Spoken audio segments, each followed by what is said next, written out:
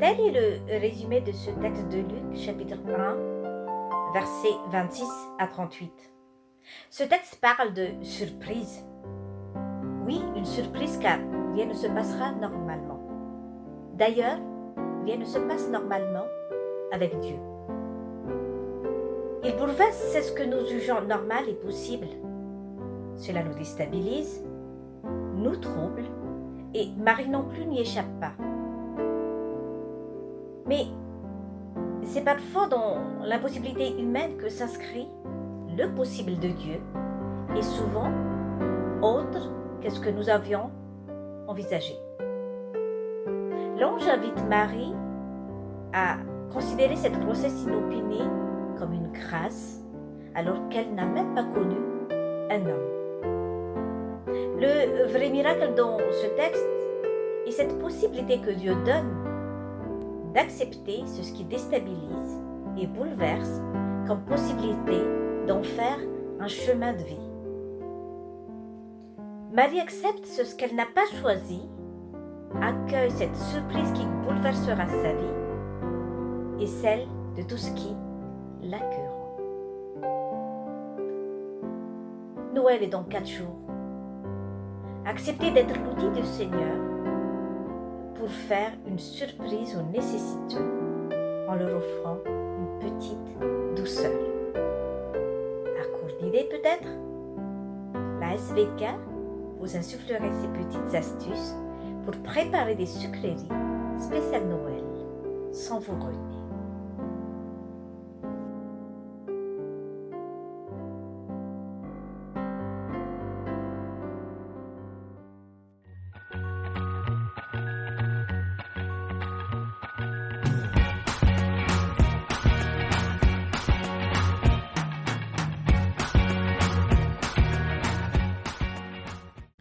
Faly miaravantsika indray amin'izao fotoana hikarakaratsika ny fetin'ny krismasy izao.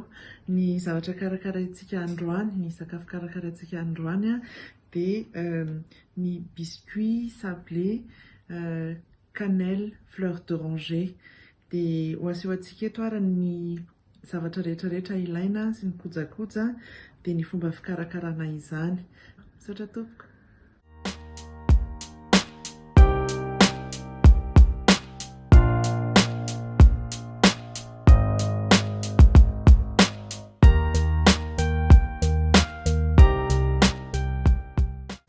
Reto avy ary ny zavatra ilaintsika anaovana ny biscuit: lafarina, menaka, siramamy, levure chimique, atody anankiray, cannelle en poudre,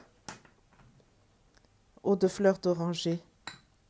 Izay ary anomboka ny recette amin'izay tsika. Afangarontsika zany atody anankiray, siramamy, menaka. Afangarontsika kely ohatr'izao izy.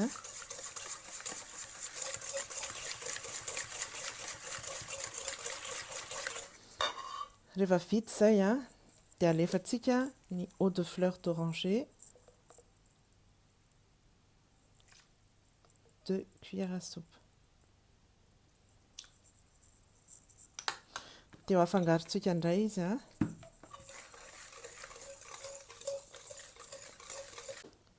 Rehefa mifangaro tsara ny menaka, ny atody, ny siramamy, ny eau de fleur d'oranger dia alefantsika ny lafarina.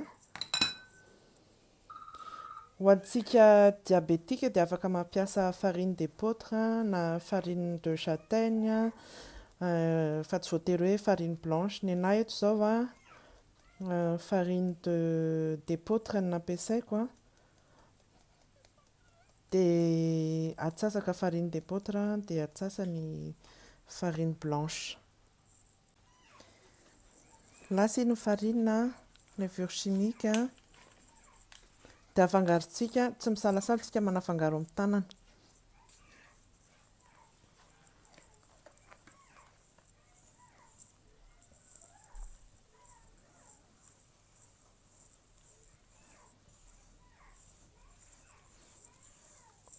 Alefantsika amin'izay arany ny poudre de cannelle dia afangaro tsara. dia rehefa avy eo mahazo paty compacte tsara tsika dia façonnehan'ny biscuit amin'izay. Afaka atao amin'ny emporte-pièce, afaka atao boule fotsiny, hitanareo hoe nanaovantsika anazy rehefa avy eo. Ohatr'izao ny patintsika rehefa vita, malefaka izy dia maka paty kely ohatr'izao tsika dia façonnentsika ataontsika boule. Ohatr'izao. Dia apetrakatsika ambony plaque.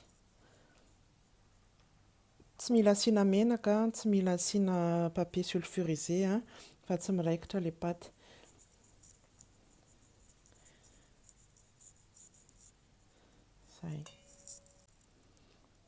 Zay façonné daholo ny boulentsika dia tracé amin'izay tsika zany miaraka amin'ny vera na bouchon na mety daholo izay ampiasaintsika amin'ilay izy.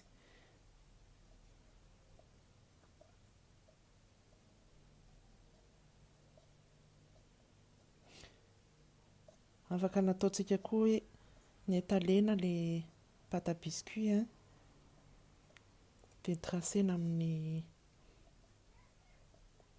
emporte-pièce na izay forme tiantsika. Rehefa masaka ny biscuit antsika, ohatr'izao izy. Izao. Dia afaka présententsika amin'ny vilia kely ohatran'izao izy rehefa hizara anazy na tehirizina koa anaty boîte métallique iaraha-mihinana amin'ny fianakaviana. Izay ary tompoko fa dia manova fety mahafinaritra daholo eo tahiny tompo. Taorian'ny biscuit dia andeha indray hanao ron-gâteau 3 amin'ny fruits rouges, poire ary crème de marron.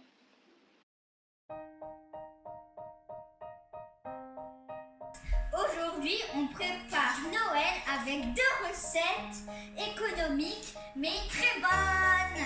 Alors, la première, c'est une bûche aux fruits rouges, l'autre à la poire. Vous avez rien vu, Une recette surprise avec ces 2 ingrédients et un cookie. Et on a les petites décorations.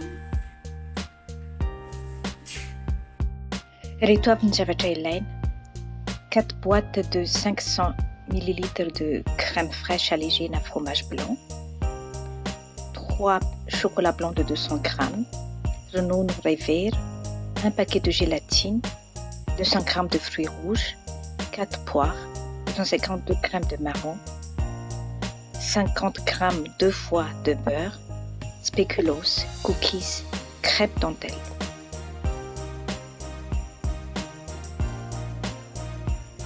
Roa andro mialohan'ny Noely dia andrahoina amin'ny afo malefaka anaty rano sy siramamy kely mandritra 5 minitra ny poire. Mixena avy eo. Mixena koa ny fruits rouges dia sevanina ary asiana siramamy. Afangaro amin'ny crème fraîche 500 ml kosa ny crème de marron. Rarahana rano mangatsiaka mba ho moka ny gélatine miisa 3 raha poire na fruits rouges, 5 kosa raha la crème de marron. Afanaina avy amin'ny afo tena malefaka ireo préparation 3. Arotsaka ny gélatine efa moka ary ajanona farafahakeliny efatrora anaty congélateur. Raha andro mialohan'ny Noely dia rarahana rano mangatsiaka mba ho moka indray ny gélatine miisa 510.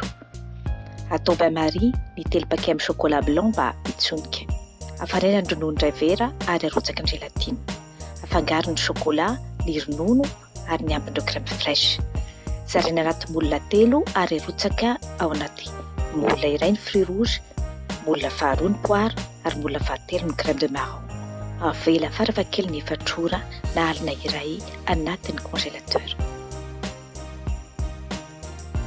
Ny andron'ny Noely, potehina ny biscuit spéculoos na ny cookies, atsonika ny beurre ary afangaro amin'ny biscuit, arakitra eo ambony ary afatratra tsara, apetraka anaty congélateur farafaharatsin'ny 2 ora, esorina anaty moule avy eo ary ampiaingona araka izay itiavana azy. Masto manao.